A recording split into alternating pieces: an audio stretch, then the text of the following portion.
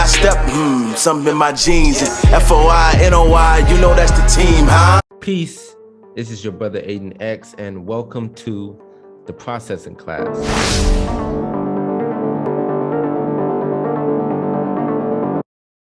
Peace. This is your brother Aidan X, and welcome to the processing class. Today we got a young brother by the name of Najeem Muhammad, correct? Yes, sir. Yes, sir. The first question I would like to ask you is, I know you was born in the Nation of Islam, correct? Yes, sir. I want to ask you, who were you, even though you was born in the Nation of Islam, who were you before you officially registered? What is your background? Before I officially registered, I started to really focus a lot more on, just my artistic side. Before I came into the ranks and really fully committed to the nation on my own, I was always a very imaginative child. I was always a child of music, particularly hip hop and R&B. But I would say more so my dad always put me on to artists like Lupe, Mos Def, just some of the great pioneers that are especially grew up in the 90s, Tribe, Q-Tip, Busta Rhymes, artists like that. And, considering being around very spiritual people, very spiritual, disciplined people, that energy has always helped to stimulate my mind and to like bring forth my imagination. And I always had a thing for art, I always had a thing for culture, I always had a thing for writing, but more specifically, I always had a thing for poetry growing up. So coming into the nation, I was always a poet. And since I was born in the nation, I would say that part of me in which, even people in public school, they will always be the person I would always be the person that they would go to if they wanted to speak to somebody or if they wanted an opinion about something. I was always the person that would give like that sense of what they would call wisdom. But it was just the example in which I've come up into. And it was always a part of me even before I even decided to get into the process. Yes, sir. Did you deal with any depression, anxiety, any vices before you officially registered and decided to take that example that's set by the Honorable Minister Louis Farrakhan and Master Fard Muhammad? Absolutely. Those, depression and anxiety, that's been huge factors in my in before I accepted the teachings. That's been huge factors.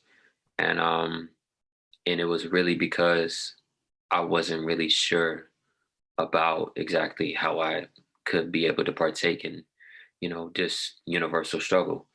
I was just very uncertain about particular things. I was always on edge about certain things because, there are many things in this country in particular that go on day by day, which can make basically anybody go crazy. I heard somebody call America basically a 2 billion acre asylum before, and I couldn't use any better description for that. So it's always been, I wouldn't say it's always been that, but in my preteen years and part of my adult life, I've grown up with that major. Yes, sir. Did that ever make you go into like alcohol, any drugs or narcotics? That because the devil puts these things out, and he has certain conditions in the world that makes us, want to be accompanied by these vices. Did any of these vices ever catch you, even though you was born in the Nation of Islam? Absolutely. I used to smoke a lot. I would say back in like beginning of junior year high school, that was like only had like a phase of it for just about a couple of months. Really because I had certain pains or certain stresses that I didn't exactly know how to deal with. And even then, I thought I was really dealing with it, but it was really just something to numb that very thing that wouldn't exactly leave, but it was just something that could just temporarily take my mind off of it. But once it dies off, it just keeps coming back and comes back even harder, like day after day. Yeah. If you don't mind me asking, what was that thing? Now that you look back, what was that thing? Do you think that you was trying to numb with the weed and narcotics? Really it was just facing the reality that we live in general. And you know, I've actually been still in the process of trying to basically face those particular things I was dealing with previously as well. Um, Striving, that's what we're and doing. the more I reflect on that, it was really just yeah, really just trying to suppress the everyday struggles based on the perception that I have of those struggles, as well as, you know, how it relates to where I think my fate lies. You know, in the Nation of Islam, we're always taught about trials, and really they're meant for purification, but not more so just the to necessarily afflict or burden the person. But growing up as a young black male in America, I wasn't really able to get that into my mind. But but just dealing with that, I just didn't really know how to fully accept that, Yes, sir. because of the way I see some of us get treated, the condition that I've seen some of our people in, some family members in. You know, it just somebody who's young and who's troubled and who gets a view of these things when they really anticipate the best out of the world. It turns out to be a hard slap in the face for them, and then they can't help but to ask themselves, where are we headed from here? And they don't really anticipate anything good, unless they know the good that is of them, or the good that God has for them in store. Yes, sir. I have another question. So, what was your journey like onto registering? Because I know we just talked about your background. What brought you in? Who brought you in into that decision of officially being a registered Muslim? Yes, sir. So when I was about 19, this is kind of like when I realized that I was living in Maryland at the time. Um, and, you know, I dropped out of school, college specifically, only went for about a year. Um, and you know, I was really acting like I was gonna get everything figured out, but in reality, I was just kind of running from things, just trying to feel comfortable in a certain area. But I realized that Allah had to disturb that comfort, and after a while, I was just like, okay, I gotta figure out where I'm gonna live and everything. And my uncle called me. He he lives out where I live now, Charlotte, North Carolina. And he said, you know, I got a spot for you. He's not Muslim, but he's just family. But he was saying, I got a spot for you. And he was like, you know, you could just basically live with us until you figure out what exactly you want to do. Um, and at the time, I was looking at lectures of the minister. However, I wasn't exactly developed in my character or in my spirituality necessarily. So, but I was on the road to doing so again. Um, and I just happened to just run into his page, his Instagram page before it got banned. Um, and it was I believe it was Brother Jabril who I followed. From He's originally from Oakland. We grew up in MUI together, so I always followed him on social media. And something just happened. I just happened to come across it one day, and I just started to get more and more in tune with it, and I started to appreciate and have an appetite for it more, because I was really displeased with the condition of the world and just how much it can exactly give me and feed me. But when I moved out here to Charlotte, North Carolina, um, I saw a clip of the lecture. I believe it was titled "The Man and the Mission," and something that the Honorable Minister Louis Farrakhan said in that lecture that really struck to the core. That really struck to the core. And he said, God doesn't pluck the whole family. He may pluck one person out of the family. And people in the family that say, oh, he just gone crazy, but you don't care. You don't care about what they say, because you know deep down you're born for something. And he said, and if you keep turning your back on what God is calling you to do, he's going to whip you until you get your act together. And I got out of my seat instantly when I heard that when I was 19. Yeah. A few months later, my father, who's Muslim as well, he's first generation Muslim. He he said he was going to Savior's Day, and I was thinking to myself, I gotta go. Something was telling me like I gotta go. I want to go. Um, and I went, to the Juma prayer session. And as I was sitting in that silence after we were doing some of the joint recitations, like I could feel something surging within me energetically, where I started thinking about certain things that I wanted to do with my life, with my talents. And I was thinking to myself, like, I have gifts, I can actually use these. And I started picturing myself within the future doing all these things and utilizing all of these.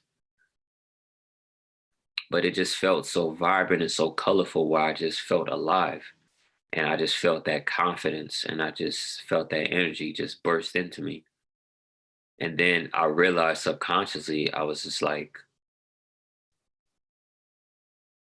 because, as a child, I always struggled with thinking to myself, what can Islam actually do for my talents and for my joy and for just this adventure of finding myself? And Islam is not supposed to take away from you, but it's supposed to advance you. And it's supposed to advance you. And if you're developed spiritually, then everything will just start to enhance everything around you, everything within you. And that's when I realized, when I started to experience that for myself, coming to Allah again. And and then I followed Brother Elijah Farrakhan for quite a while. And I realized he was working out with a brother. His name was Brother Saad. And I followed him too. And I just love the example of just seeing young Black men portraying a positive image, yet being militant at the same time, having that balance between kindness and humility, as well as the strength and the warrior spirit. And after a while, I just felt not only attracted by that, but I also felt welcomed by that too. Because sometimes, people may see a certain somebody, they may see like a celebrity, they may see somebody who's high up, but they feel that intimidation because, they feel threatened. They feel as though their esteem is threatened because they feel less than that person. But they were just treating me just like a brother. And I felt that. And that brought me in because I felt as though we could be brothers and it could be genuine. And so, I asked Brother Saad, since I'm out here in Charlotte, how do I get the process started? And then he directed me to Brother Minister Corey out here, and the Brother Captain out here. And from there, it took me about 6 to 8 months. And now I'm a registered member, and last week made a whole year since I've been in the nation. Praise be to Allah. What made you, people would say, why can't I just study the teachings from outside the nation? Why do I have to register? What made you want to take that step to actually register than just, studying the teachings from the outside and looking at the brothers from the outside? Well, the process, it reminds me of when Master Fard Muhammad, the Savior, he lovingly called the Holy Bible a poison book. It wasn't necessarily that he was referring to the book as poison itself or as bad or detrimental, but because of the way it's been skewed and tampered with for all those years into different various versions, and a lot of people take it without the proper interpretation, then that which is supposed to be medicine spiritually then becomes poison. Then it becomes destructive to you psychologically, emotionally, mentally. But so it's like, some medicine, if you take too much or if you take it incorrectly, it can kill you. And so really, we have so much knowledge that we can benefit from. We have so much teachings that we can apply. However, it's a certain way that it should be applied, or it's a certain way that it should be brought about, just so that we do not psychologically get the wrong idea of a man who's really trying to resurrect us. And so personally, me, I went through that process because it was within that process that I can actually be able to see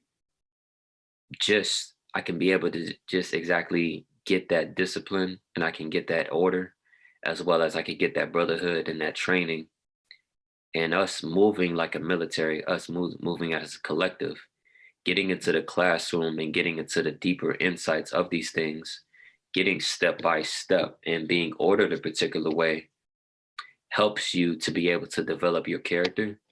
It helps you to be able to develop your sense of purpose. It helps to prepare you for particular things. But if you don't really sit down in an actual classroom method, then it just causes you to feel scattered and all over the place and disoriented. Yes, sir. That's a great answer. What made you want to follow? Like another question, because there's people watching this. You know, they may not be registered or they may be in the process of.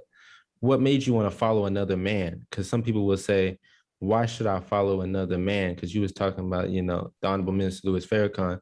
What made you want to say, "I'm going to follow another man" instead of just following your own will? You know what I'm saying? Of course, we're following the will of God, but what made you say, I want to stand with this man, particularly the Honorable Minister Louis Farrakhan and the Honorable Elijah Muhammad? You know, it was really because of my understanding of exactly who man is and what his potential is. Many people have accused us of idolatry because of our demonstration of love for the men that have literally saved our lives. But you know, I think people need a deeper understanding of exactly what our mission is and exactly how much potential we have within us. And the reason why decided to follow another man is because he was waking me up to the potential that I had within me. And I knew what he was really trying to do is to show me, give me a better idea of exactly who I am and what I am. And the only way that I can do that is to be able to follow guidance of a wise man. You know, I can't, you know, nobody in this world is self sufficient but the creator himself. Nobody is self sufficient. And surely I have to be a student in order to be able to grow up into the master. I can't just become a master just by like how some people do. They just watch the TV for a bunch of fight moves and think like, oh, I'm gonna go out and I'm gonna fight somebody now. I'm ready. Yeah. No, they had to take years. Sometimes they take years to get even just like the green belt, the orange, blue, red, all these different colors. It takes years of experience. It looks easy, but once you get into the process, you realize just how many principles lies within the art of certain things. And so I decided to follow another man because I decided to follow the Honorable Minister Louis Farrakhan because I realized that, you know, I won't know except that I have somebody who's showing me things that I don't know. And sometimes the best thing to do is just to realize that you don't know. There's many things that you can't really figure out by yourself. So you have to learn. Yes, sir. Now, a lot of people, like you said to follow a master. Now, a lot of people watching this may not think that way. You see all the things on the internet, you see all the things on the news. A lot of people call the Minister Farrakhan a racist, an anti-Semite. What made you not listen to the slander that's out there against the Honorable Minister Louis Farrakhan, and what makes you stay steadfast into your faith and into being confident that you follow the Honorable Minister Louis Farrakhan? Well, I studied his spirit as well as his example. And I studied what he has done for me, despite me not feeling like I even deserved it in the first place. And I know if it wasn't for his sacrifices being made to rebuild the works of the Most Honorable Elijah Muhammad, I simply wouldn't be here. And I also pay attention to his works and exactly how successful he's been in repairing the Black man and woman. Whenever you look at the condition of our people, when you go into the streets, you check out their spirit, you check out their attitude, you check out the way they act, you realize that this is a problem that no ordinary man can just go among our people and solve. And as a matter of fact, a lot of people run away from it. A lot of people will be driven crazy if they were to deal with such a thing. But I've seen the Honorable Minister Louis Farrakhan, and we've seen many people testify that no matter how much they've been through or how much they've done, he suffered and taken much out of his love for them. Yes, sir. And nobody who's acting or trying to get something out of that will dedicate 67 years of his life trying to act. Because if it was truly an act, he would have been given up the job a long time ago. But after he went through trial, then I realized, and I've seen this sincerity and I felt it. Even as a young child, I knew it. And after that, I just couldn't question it, or I couldn't question it. I couldn't second guess it. It was very difficult to. Yes, sir. So another thing I just want to go into, I hear a lot of people say this, what in the hell has the Nation of Islam done for Black people? So I want to ask you, what has the Nation of Islam specifically done for you? That's a beautiful question. I've always been a very complicated individual in regards to who I think I am, or what I should really do, or how I should move, or exactly how much capability that I have. When I grew up into the teachings of the Most Honorable Elijah Muhammad, carried by his student, the Honorable Minister Louis Farrakhan, that mentality of feeling hopeless has broken up into a lot more courage and confidence, and a lot more reassurance about exactly what are the gifts that Allah gave me and exactly where my power really lies. And so what the Nation of Islam has done for me is helped me to feel a lot more solution-based in regards to any problems that I may have or any goals that I have in mind. Because, a lot of people, they may think to themselves, where is God and everything? And just without the proper understanding of who God is, that can psychologically manipulate somebody into thinking that, okay, if I don't know who God is, or if I can't say God is with me, then I can't even believe if God is on my side or not. And so when any inconvenience, major or minor, comes into pass, then that starts to tamper with their psychological condition a lot more. But whenever you put it into the perspective that God is within you and I, that we are God, and we could grow up into potential of God, is that we have to acknowledge that God, the Almighty, as being the master, then we can be able to have a lot more confidence, because the God that I see that is in power right now, he wants to give us that same power as well. And so there's many more things, and I can also go on to the list of just how it has changed my lifestyle drastically. It has helped me to really have a lot more love for myself and exactly who I really am. It has helped me to have a lot more love for myself, whereas I don't see my gifts as just something that's just out of the blue, or something that just came up out of a vacuum, but something that Allah divinely gave to me. And so to be able to look at that and say that, we are all gods, as Jesus would say, children of the Most High God, or all of us to say that, for us to really be that has helped me to be okay. If God has the power to bring things into existence, as a little child of God, I can just begin to make things happen. And so for me, that mentality has helped me to create my first book, because of being able to be given Islam, being given prayer, as well as being given fasting and learning how to eat and having a proper diet. That has been a big factor of helping me, not only physically, but also mentally and psychologically and emotionally. because if we are physically sick, then our mental capacity will start to be damaged as well. Our spiritual health will also be damaged. And so, How to Eat to Live, one of the books written by the Most Honorable Elijah Muhammad, was a medicine for me. And within that medicine and being able to be a clear vessel, I was able to think a lot clearly, a lot more clear. I was able to feel a lot better. I was able to feel a lot more energetic.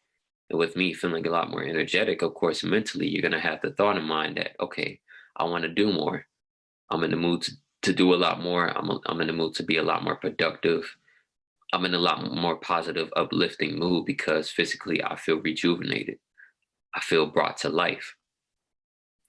And you should have, I'll say this, you should have seen me a couple of years ago. I was looking probably in my 30s, looking stressed out, looking like I would be drinking every day, but I really didn't. But it was just the way I was taking care of myself. And so, the Nation of Islam has taught us self-care. It's taught us self-love. Is taking the thought out of our mind to sit around and wait for things to just come into place, but to make things come into place, and the higher power will help us along in the process.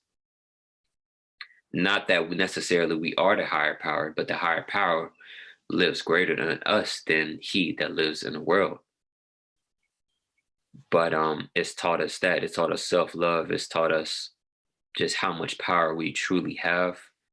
And so with having that power and us realizing we have that power, the stress and the anxiety starts to diminish, because we know that God is on our side if he's in us. And if he's in us, then he can never truly leave us unless we leave him. The Nation of Islam has taught us a better understanding of both Bible and Quran. And with those understandings, it help us to have a lot more insight of the things that are supposed to take place. And so when they happen, then it helps us to spiritually and mentally prepare to the point when we see it, we realize it's not necessarily our demise, but it's just the book coming into fulfillment so that the hereafter or heaven on earth can come into place. Yes, sir. And so it helps us. So we don't stay emotionally or mentally invested in what seems to be quote unquote the end of the world. We just have a better concept that it's just the end of the world order of Satan. And so a new world order of goodness and peace and happiness can come in. Yes, sir. I just want to go back to what you said. You said that the Nation of Islam has taught you self-care and all these positive things, but that's not what a lot of people see on the internet. You know what I'm saying? Has the Nation of Islam taught you to hate white people or hate Christians or hate people just whatsoever? Absolutely not. The Honorable Minister Louis Farrakhan has spent a lot of time in the churches. And as a matter of fact, at the time, while the Most Honorable Elijah Muhammad was present before he departed in 1975, preachers in the Nation of Islam, they didn't have the best relationship previously. But it was through the representation of the Most Honorable Elijah Muhammad through the minister, day by day, year after year, they started to have a companionship between the church and the mosque, between the churches and the Nation of Islam. So it's not necessarily, it's like we do not hate Christians at all. And as a matter of fact, we love them, we admire them. And as a matter of fact, we wish to be able to give them a greater, broader understanding of the Bible, because we unfortunately have had an enemy that has taught some of the preachers that live in the United States of America and preach onto the Black and brown people in this country, but they don't necessarily have a good understanding of it. And as a matter of fact, it's been skewed, reversed, it's been twisted. And whenever you twist the truth, you twist the very mind of a people. But we don't have an hate for them, but we love them. We love them, and we want to actually help them in their faith, just so that we can be able to work together in order to get the lost sheep. And in regards to white people, no. And as a matter of fact, the most honorable Elijah Muhammad said himself, we can't just sit here and just blame and hate white people and just want to be like, oh, we just want to kill white people. No, because if we were to hate white people, we have to look in the mirror of our own selves because we brought them here. And he said these very words. He was like, can you blame the clay or do you blame the potter? Mm. But it's not it's not the color of a person that makes them a devil, but it's the mentality that they have been taught. It's the core of their thinking that causes them to do evil things and causes them to mistreat people because of their class, because of their color, because of their sexual orientation. But it was that superiority mindset that has caused them to be a devil. And it's not that we hate that, but it's we have to speak against the treachery. We have to speak against the oppression that has gone on for almost 500 years now. And that's not hate, but it's just calling out the wrong. Yes, sir. Has it made you hate gay people, or a lot of people say Muslims mistreat women? Has it taught you to hate women? No, absolutely not. As a matter of fact, it has given me a greater understanding of what the woman is, of who the woman is. And the further I've grown into this teaching, it doesn't matter how the woman treats even herself. It doesn't give us a right to mistreat her, to talk down on her. Is that white women too, or just black women? Women in general. Women in general. It's like it doesn't matter what the woman is or how the woman is. You don't disrespect a woman because you're disrespecting the core, the very origin of your own existence. It's like, it's taught me that the women, they bring up our children. The women play a huge role in the development of an entire nation. And as a matter of fact, a lot of people, especially, sometimes Islam is taught in a certain way that women don't necessarily have a place in particular things that regard the building of a nation or regard the development of a nation. However, when I grew up in the Nation of Islam, I realized that, in fact, women have a huge role. And as a matter of fact, the most honorable Elijah Muhammad did a majority of his work on the woman. Because he said, when you teach a man, you teach an individual. When you teach a woman, you teach a nation. Because an entire nation of people comes from her womb and the development of that womb. And however she treats herself will become the very sanction of the environment in which the infant in its development before it's born will come forth. Yes, sir. In regards to our gay and transgender people, Yeah. or those who may not want to identify as either male or female, no, we shouldn't, and we never should hate our brothers and sisters. And as a matter of fact, we can't even condemn them in the first place. And I believe, correct me if I'm wrong, it was Jesus who said breaking one law is the equivalent of breaking all of them. So it's some of us who unfortunately spend a lot of time condemning our gay brothers and sisters. However, they don't have the best relationships with the opposite sex. They don't have the best relationship, or they are charged with the mistreatment of the opposite sex. But it's like we cannot condemn them either. And as a matter of fact, whenever I see them and know exactly what I'm looking at too, I don't overreact or be like, nah, get out of my face. I embrace them and I love them because I do. Yes, sir. Yes, sir. Earlier you was talking about the woman, how she gives birth to the nation. Is her job only to get pregnant? Is that her only role, just getting pregnant and having babies? Or does she No. have a place, building the nation and working and being educated?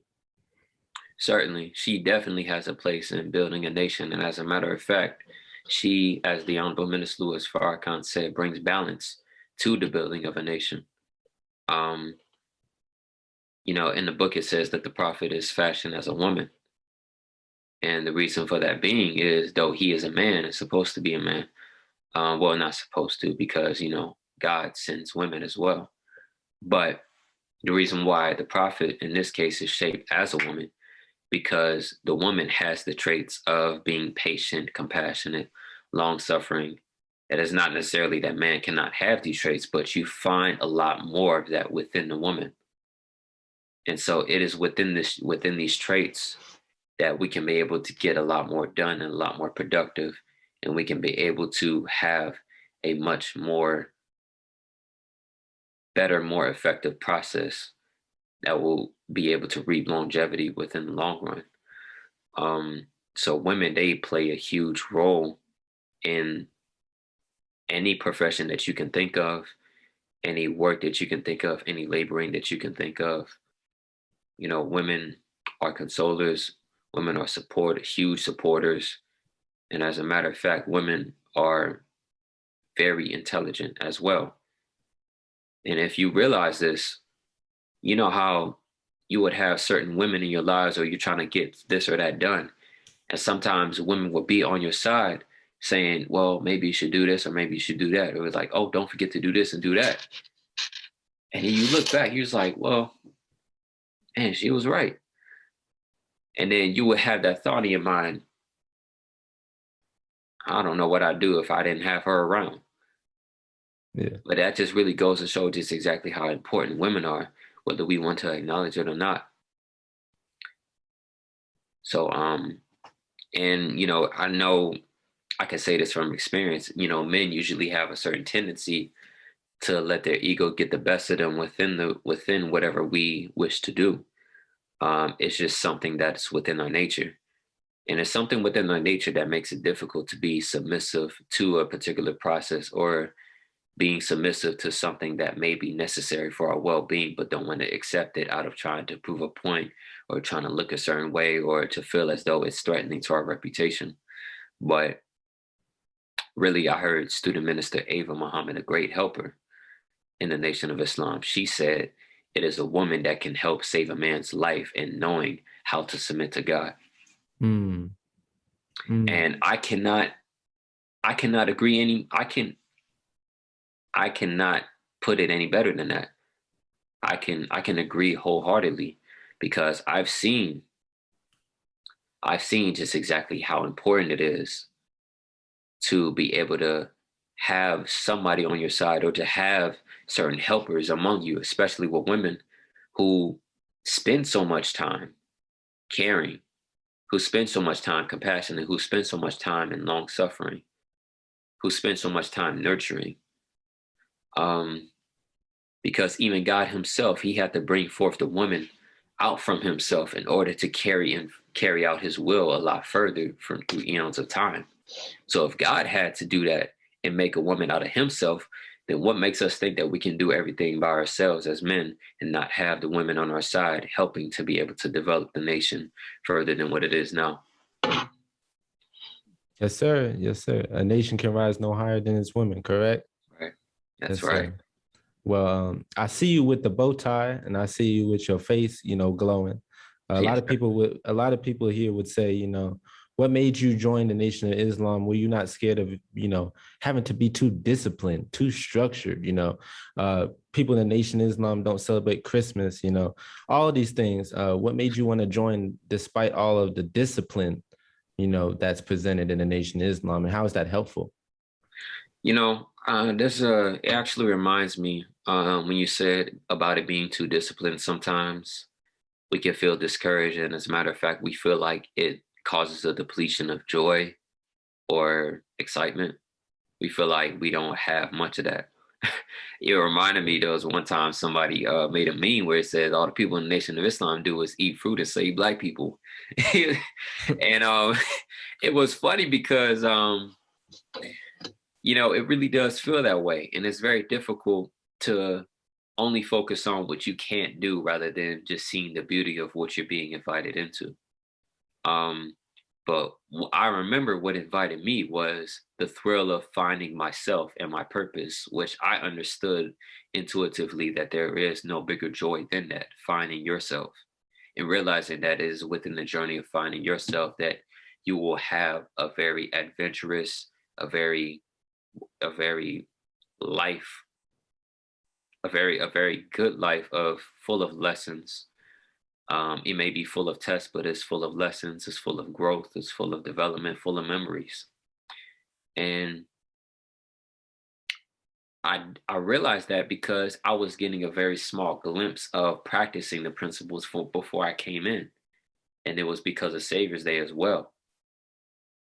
So it was within that I realized that for anybody who is going to be on this journey of, finding yourself and submitting your will to do the will of God, you're realizing that God God is not going to just forsake you and leave you behind and just leave you crippled.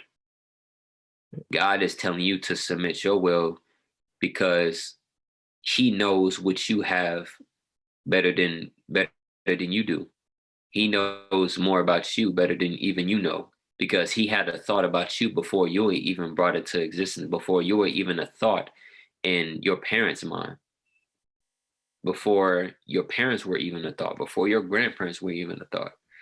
And but God, but in this process, it's not to take away the joy, but it's to be able to enhance it. And the reason why I joined is because I know deep down that in this world, I didn't have a genuine sense of joy just sitting around questioning myself and questioning what I can do, questioning who God was, questioning what God wants me to do. I had full of questions and I was just uncertain about things. But once I started to get deeper into the process, I realized that there's no greater joy than to grow up into the very God that you're supposed to be. And really, it also depends on how we portray it as well. It also depends on how we portray the process. Really, discipline is not supposed to be, though it is a difficult thing. I won't lie about that. It is a difficult thing, but it's a very rewarding thing in the long run. Yeah. It is definitely a very rewarding thing in the long run. As I participated in the first Ramadan I did was in 2020. That was around the summertime. And as I participated in this Ramadan,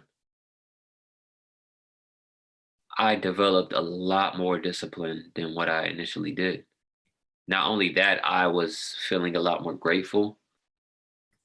I was a lot less reactive to certain things that happened.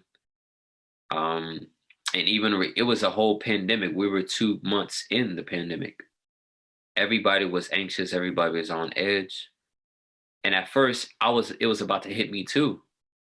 But as I started to get deeper into this process of disciplining myself and applying certain things, I just separated from the mental havoc that afflicted everybody in a sense.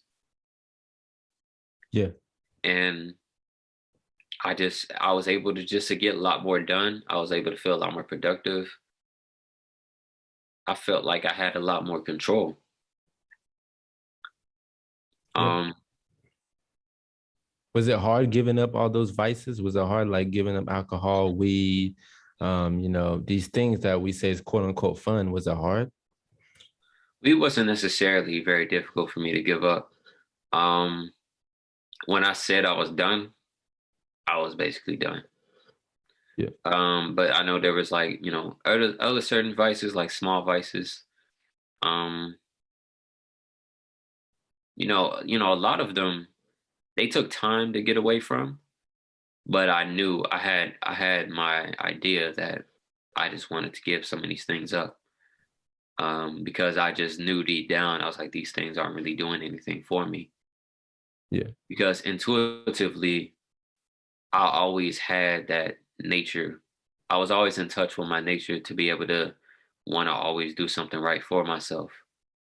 Yeah. Um, and I think if Black people were to really understand who they are in regards to the circumstances that caused them to act otherwise, then I think they would have a lot more confidence in having more joy and excitement into doing exactly what's right. Yeah. And it was really me having that confidence and having that love for doing right that helped me in that journey to be able to slowly break away from certain habits and joining onto other new habits. Yeah. But it takes time to do, definitely. Takes time to do because nothing really happens in a vacuum. Yeah. I know you're young. How old are you? I'm 22. You never had like fear of, or anxiety about, I'm gonna look weird. I know you grew up in the nation, but I'm gonna look weird because, not everyone believes the way you do, Right. or was taught, was taught, the way that a lot of people in the nation are. You never had anxiety like I'm gonna look weird or I'm gonna be the only one, I'm gonna stand out. I got a bow tie on, the rest of the rest of people our age are clubbing and, Miami spring break. You never like, had the anxiety or the will to want to get sucked back into that world. When you really think about it, yeah, I definitely did have that fear of feeling like, okay, it's like, people are gonna judge me, people are gonna make fun of me and everything. But I also understood that, one of the worst pains is just realizing that you don't really do the things that you really always had the opportunity to do. Um, and I knew deep down that not exactly doing what is right for me will hurt a lot more than to just sit by because I was afraid of how somebody else is gonna think. Um, and so really I didn't really pay too much attention to that fear. What I was really afraid of was just not exactly fulfilling why I'm here in the first place. Um, that's a terrible feeling, and I know exactly what that feels like too. Sitting around wasting time feeling like you have all these dreams, all these visions, all of these ambitions, but you feel like nothing is moving. Yeah. So, and I feel like, a lot of people they have to have that desire growing up in them that has to overcome the fear of looking a certain way. And, you have to ask yourself, are you gonna be able to see yourself? Can you be able to look at yourself in the mirror confidently, feeling like feeling as though you failed or feeling like you couldn't own up to whatever you know is right for you or whatever is best for you or whatever you feel like will make you happy because you were too worried about what this or that person were thinking. Um, because we can be honest, that can drive anybody crazy. Yes, sir. I only got two more last questions left. Yes, sir. When most people hear the truth, it causes some people to be depressed, when when you get, so-called woke or conscious, sometimes the light blinds you. What made you not, get depressed about, hearing, of who the enemy is and what the enemy is doing to our people? With all this consciousness, what made you not get, kind of angry or depressed or, shine kind of away from it? What made you, I see a lot of people in the nation. What made it actually fulfilling to you and not depressing or make you angry? Mhm. I had definitely had those moments where sometimes I would look at a lecture and sometimes I would hear something and it would just strike me in a sense where I never expected it. And sometimes it may take a week, 2 weeks, a month to be able to just fully recover and recoup. But it was coming into deeper understanding of just the good news that God is present in his own scene today. It takes a lot of perspective to be able to understand that God's grace is with us. And it takes a lot of spiritual maturity. Well, it doesn't take much. Well, it could. It has to take some spiritual maturity to be able to look at the events that are unfolding, to be able to look at the truth, the difficult stomaching truth that you may hear about the US government, that you may hear about the food we eat, that you may hear about the economy and the future of the economy. Sometimes anybody can hear that and realize sometimes it can just smack them in completely where they may go to bed tomorrow. They may not even be able to sleep for weeks. But it just has to, we had to really get acquainted with the mercy and the grace of Allah. And if Allah's grace and mercy were never with us, He would not intervene in the way He is, and involving Himself in the falling of a country that is not even meant for us in the first place. He would just allow the chaos to happen. And then within the future, instead of the fall of America, it would be the fall of Black people. So He has to allow these events to come into pass because there are so many plans and there's so many attempts, so many genocidal plots in motion right now as we speak that are going on into place. But it was the fact that we didn't see them is why God is doing all this. So there are so many things that may not even affected us as much as it affected other people. But He's constantly causing America to unravel to keep us safe. And really, I think about what the Honorable Minister Louis Farrakhan said in the Swan Song, the Savior's Day lecture, when many people took the vaccine out of fear for losing a job. And he said, you don't even fear losing your life. Mm. But we have to truly understand just how much of a blessing human life is. Yes, sir. And just how much Allah is doing to protect our life and protect us and to give us a way out of all this stuff that we see happening. And I also had to come into acceptance that the things that I once desired out of this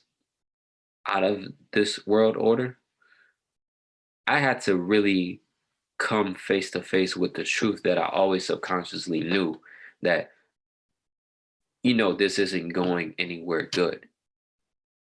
It always feels like something you have to compromise of yourself in order to get something that is really nothing at all. Yep. And so you have to really put it into the perspective as well. Okay, if this world is coming out, then this world of slave labor is going out. This world of capitalism is going out. This world of making us pay taxes to invest in Israel and to invest in wars and to invest in all these things that are a part of genocidal plans, that is going out the window. And so all of that is coming out of place. And you have to realize that anything that is of evil cannot last on the earth that is meant for righteousness. And if evil is supposed to go out, then righteousness will always find its way through. And so I always have my mind on exactly just how beautiful it will look and how beautiful it is looking as well. And so, truth, though it may hurt, is never supposed to continuously hurt us. It's supposed to develop us. And sometimes development can feel a little strange. However, it's supposed to be a very beautiful thing in the long run. Yes, sir. Yes, sir. This is the last question I have for you, brother, and I thank you for coming on here. What would you say for people who are just hearing about you and the Nation of Islam for the first time, and people that potentially are processing and are thinking about registering? What advice would you give them for their journey? I would definitely say, in regards to what I've experienced, and in regards to like my struggles within the process and some of the struggles that I'm still trying to endure, as well as try to make my way out of, I would definitely say that it's already in you. It's already in each and every one of you. Whatever you strive to achieve or whatever you strive to attain, it's already there. You just have to allow it to manifest. And do not let whatever you've done in the past, or do not let whatever you've been or wherever you've been in the past or even present, keep you remote from submitting to the process. because how can you stay quiet about your sickness or your shortcomings? How can you stay quiet and keep that from Allah and expect him to give you the medicine for it? And I just want to say it is within your nature to expect right. You know, even if you don't believe that because of the things you possibly may have done or gotten yourself involved in. Because sometimes, you know, we put ourselves through hell just to give somebody else peace. That goes to show just exactly how hell-bent we are in trying to do right for others. You know, many of our people, we have done so many things that we did not want to do. And so many things that we don't want to do that drive us completely crazy just to make sure we feed our family, just to make sure we provide for our brother, our sister, to make sure our brother and our sister can have the best of things. You know, it's just like, you know, we just truly need direction. But just let the nature of God and the nature of yourself make you realize that both of them are one and the same, and realizing that they're one and the same.